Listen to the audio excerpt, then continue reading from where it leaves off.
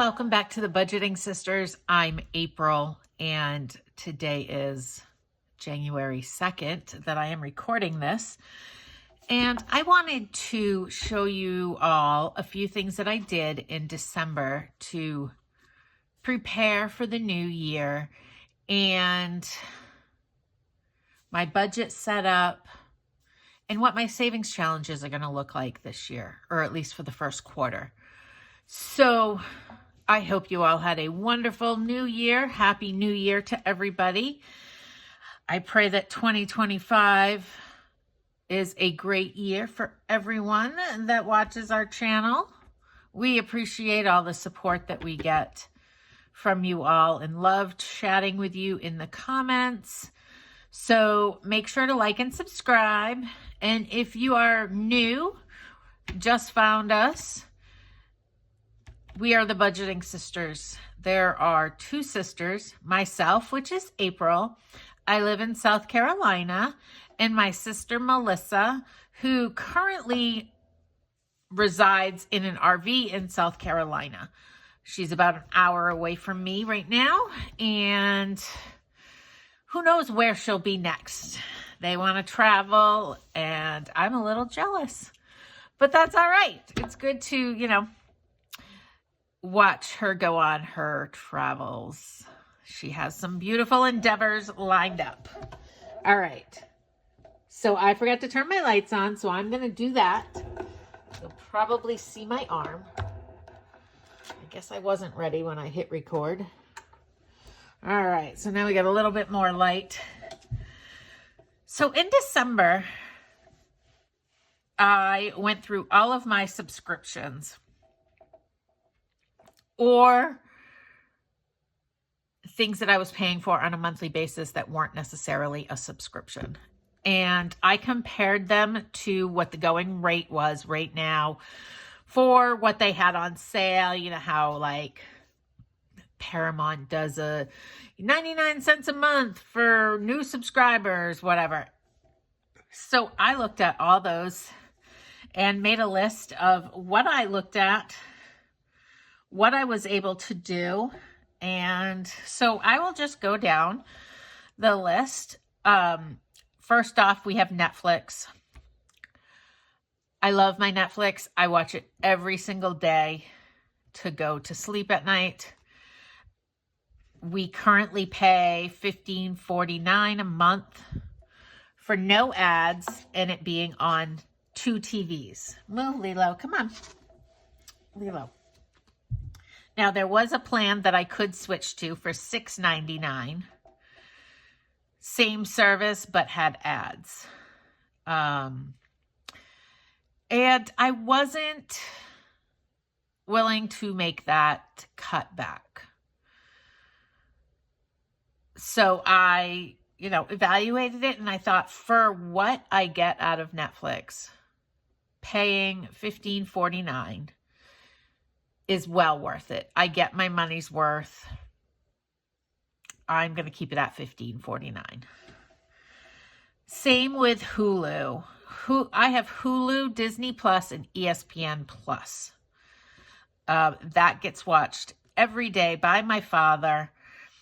And there wasn't really a package that I could find that would get me those 3 things cheaper than what I was currently paying, which ended up being $23.53 a month. So I'm leaving that as is. Apple Music, I know nothing about. My daughter uses it. My father uses it on his Alexa. So I said to my daughter, we're paying $24.95 for the family plan. 2 of you are using it. And she said, well, 2 of us are using it, Mom, but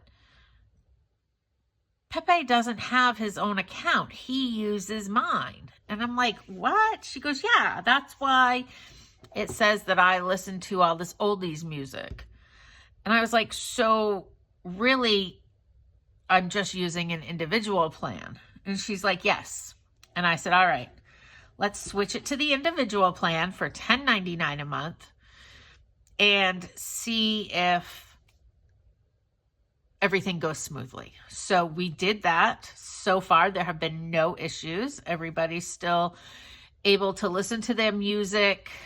They don't listen to music at the same time. My father listens to music when he wakes up in the morning for a few hours. So she's sound asleep by then, or at that time. So that saved me $13.96 a month. Up next is, I think it's Apple storage or cloud storage for $1.99 or 99 cents. And I have 2 phones that are on it, and it's $1.98. I'm keeping that. I can't change that. I have an older phone, so I need the extra storage to keep everything I need on my phone for work. So until I get a new phone, I can't change that. Spectrum cable. So I have Spectrum cable and internet.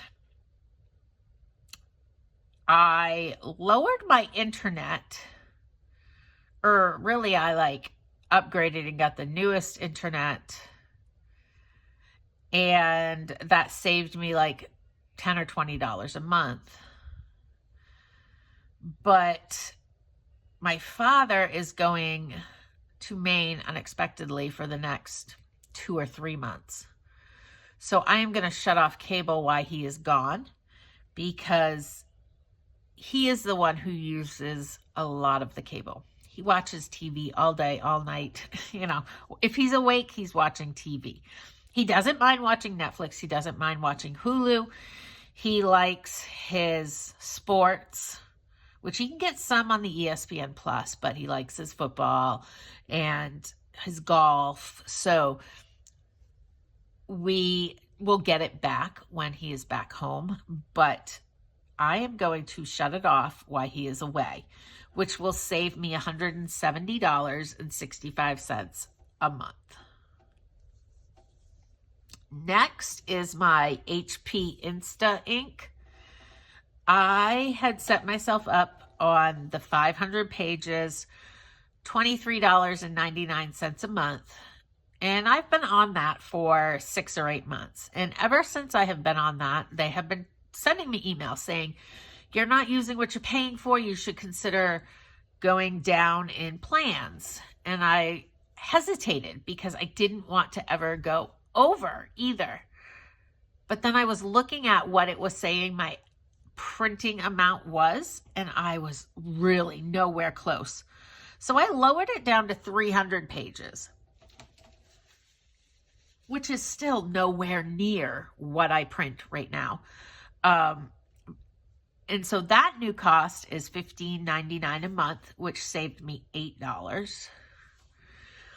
Then I had been paying $57 for my daughter's gym membership. And then my father was also on the plan, and he was paying me $25 to be on the plan. Well, he hasn't used it for the last 4 months because of surgeries and not feeling well, and now he's going to Maine. And my daughter has been working, so she hasn't been able to go there. So they went and canceled the gym membership. I think January is the last month that a payment's coming out of my account. So that saved me $57 a month. And last but not least, I finally bit the bullet and switched my phone and my father's phone to Spectrum Mobile. My daughter that lives with me has been on Spectrum Mobile for like a year.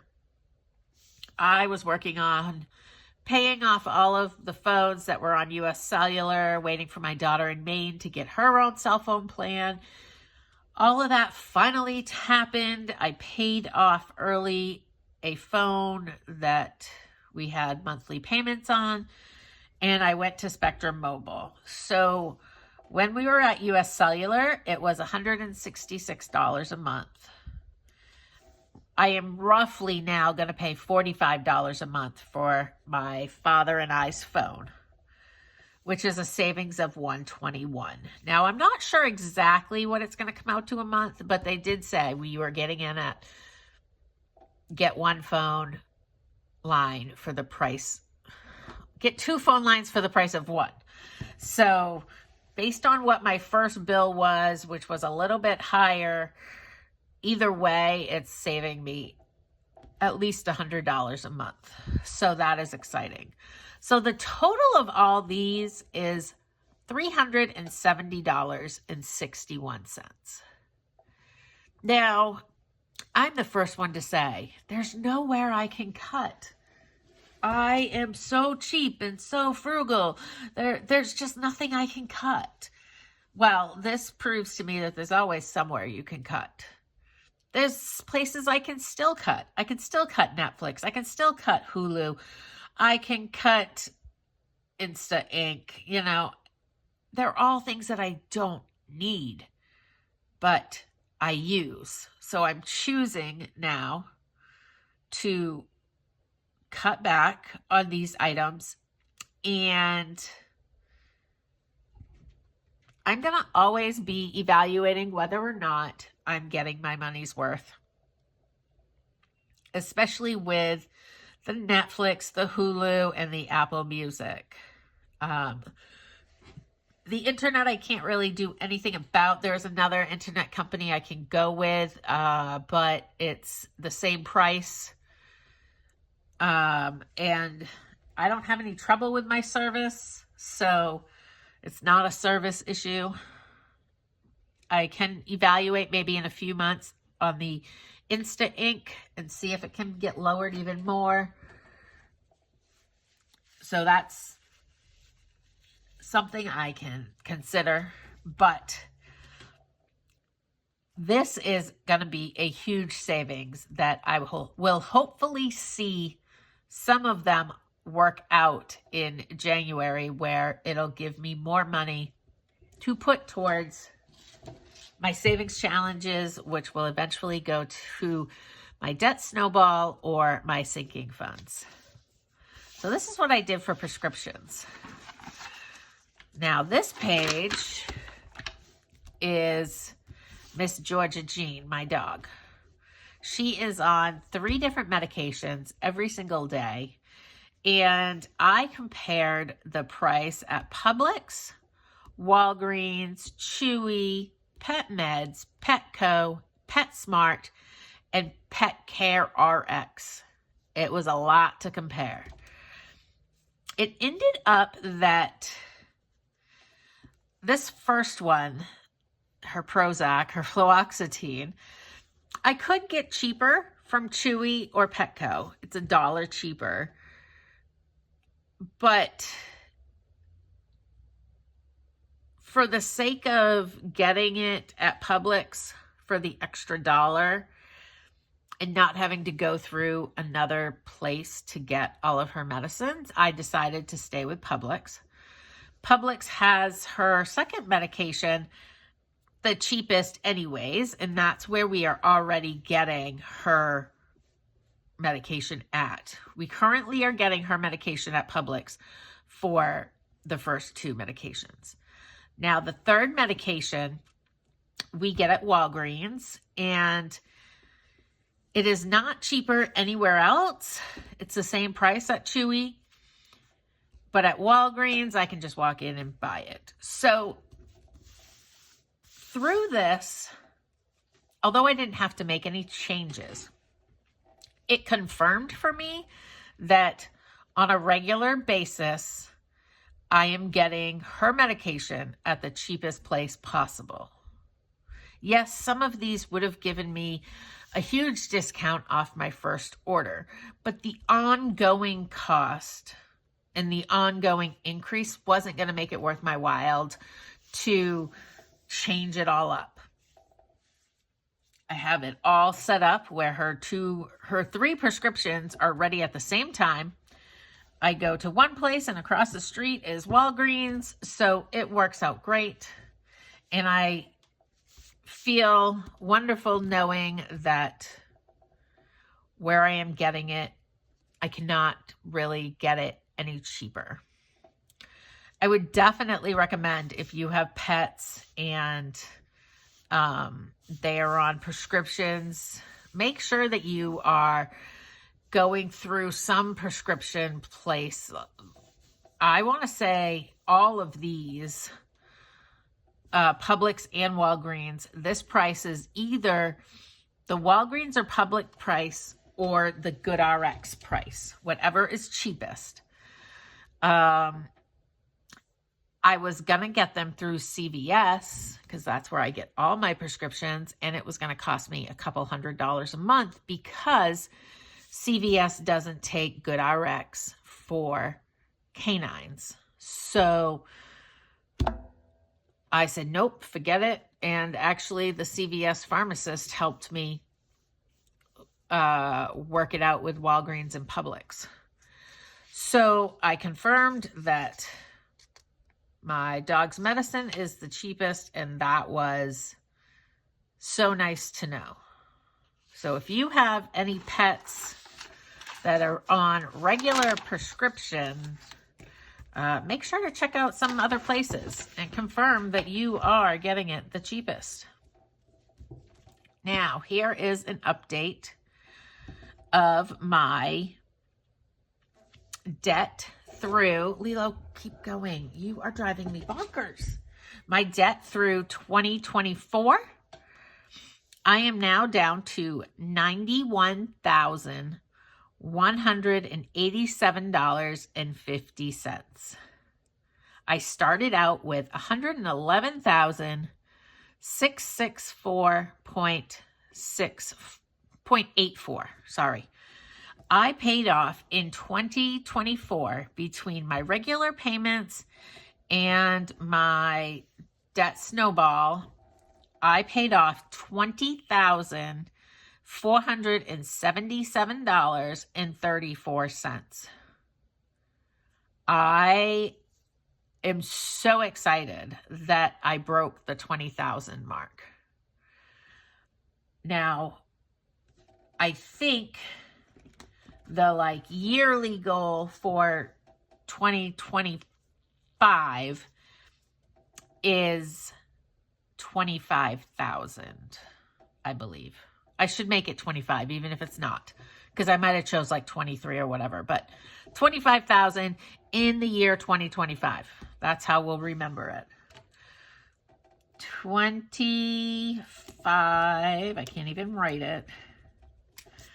25,000 in 2025. So we will continue to put every cent I have left after bills towards debt snowball, towards savings challenges, and sinking funds so that we can put as much money towards my debt snowball as possible. We've got the next two to work on are pretty small. It's my Children's Place credit card and my Target credit card. Neither one of those have been used in years, at least 2 or 3 years.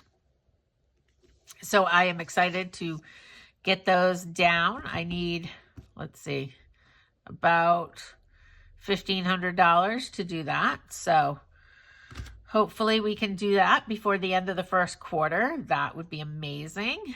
So that is where my debt ended up through 2024. Are you surprised with that number? For new people, you're probably shocked at how much debt I have. It is a lot, I know. But we'll work on it. We'll get it down. The debt snowball works. You just got to stay with it. Be patient. All right. Up next is my budget by paycheck from the Budget Mom. The first few pages are setting your goals and why you want to do this. And I want to be debt free. I want to be able to travel. I want to be able to do what I want when I want to do it without worrying about whether or not I have the funds. And we're not talking crazy. I'm a homebody, so it's not that I want to do a lot. I just want to be able to go to Maine when I want to see my grandsons and to see my friends. My grandsons are 1 and 2.5. and I want to be able to go to their school functions and not miss out on those things, even though I don't live there. So by the time they are in school and they start having their school concerts, I want to be able to say, yes, I'm going to be on a plane. I'm going to come out. I'm going to see that concert. So that is why I am doing it. That is what I want the relief of my half of my income not going towards debt would be amazing. So this is where I wrote down my subscriptions, my financial goals. Well, we just said we were going to change that to 25 and 25. So I had only said 22. So, but let's try it for 25 and 25. Long-term goal by the year 2027, I want to be debt-free. And I would like to retire in 15 years at the most. I am 51 years old. I would like to retire at 62 or 63, but if not, then 15 years. And then sell my house, buy a smaller house, and retire and live a quiet, little less stress life. I did this for some of my sinking funds. These are my savings goals, my HOA, my termite, Christmas, and Thanksgiving are the ones that I've done up so far. I determined how much each leaf was worth, and we will update that on a monthly basis. I can put some more over here. I'm just not sure which ones I'm going to put there yet.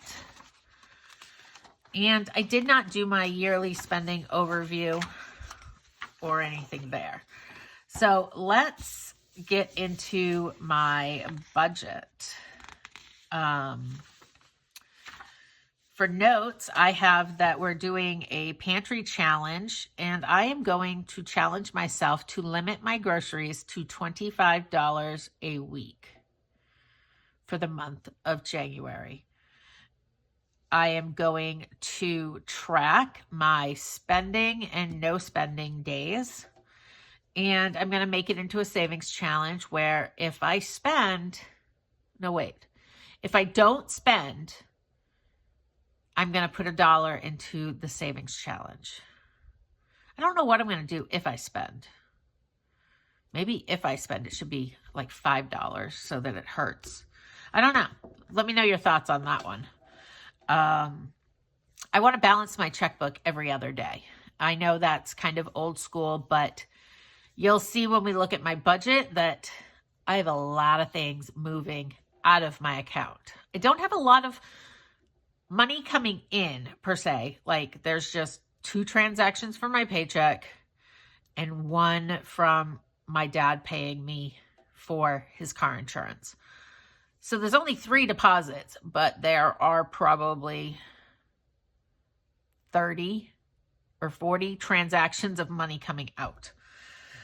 And if you remember in my personal goals, it was to read 3 books in the first quarter. So I've got down here that I want to read 1 book in January.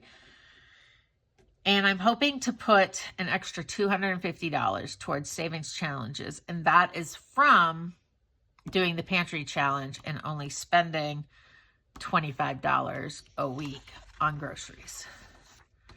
So I don't know how much of this we're going to get into on a regular basis, but this is my paycheck it's not my exact paycheck. It's the amount that I feel comfortable sharing per se. And this is all of my fixed monthly expenses. I made these different categories because I have so much debt. So many transactions going out to different credit cards that this little section down here for debt was not big enough for me. So we've got fixed expenses that are the same every single month. We've got debt here. We've got groceries and gas here, which is what I get out in cash. And then savings is what I take out from my savings challenges. and my sinking funds. So this is my first paycheck that I get on the 9th. And then this is just my total, because I don't bank at a local bank. My bank is still back in Maine. I get my funds out of the ATM. So this cash denomination breakdown doesn't apply because currently the ATM that I can use with no fee only gives 20s. So I will go and get $561 and I will put gas and groceries in my envelope. Let me see if I have one here. Oh, I don't know where they are. Let me see.